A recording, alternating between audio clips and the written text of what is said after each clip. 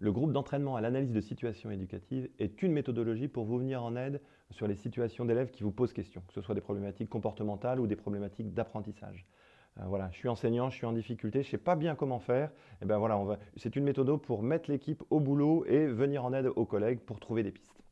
Euh, voilà, grosso modo, la méthodologie, elle se déroule en différentes phases que vous pourrez suivre sur le site. Première phase, le narrateur, celui qui porte la situation, va déplier la situation et expliquer et donner tous les éléments pour que l'équipe puisse comprendre de quoi il s'agit.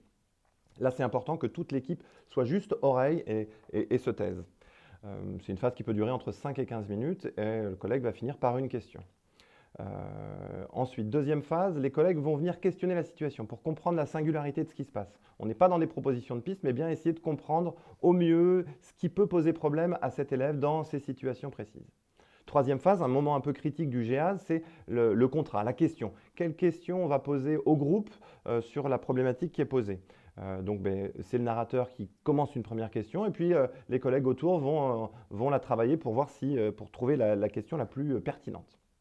Une fois que cette question est posée, c'est la phase des pistes. Pendant cette phase-là, c'est le narrateur qui ne parle plus, on n'a plus le droit de lui poser des questions, il peut même être un peu décalé par rapport au reste du groupe, et toute l'équipe va se mettre au boulot pour proposer des pistes. Et là, c'est important de penser large, en dehors de la boîte, penser des pistes pédagogiques, penser des pistes avec d'autres partenaires, penser des choses peut-être qui n'existent pas aujourd'hui. On propose plein de pistes, et le narrateur, lui, ne parle pas, mais il prend des notes. Phase suivante, le narrateur là reprend la main, le reste de l'équipe se tait, et dans les pistes qu'il a notées, il va dire, mais voilà, non, vous m'avez dit ça là, ça j'ai déjà fait, ça marche pas. Ça par contre, c'est une bonne idée, je vais mettre ça en œuvre. Et il commence à débuter un premier plan d'action. Dernière phase du GEAS, l'équipe, à tour de rôle, chacun va pouvoir dire, bah, moi dans cette situation, tiens, il y a tel collègue qui a dit ça, je garde cette idée pour tel élève.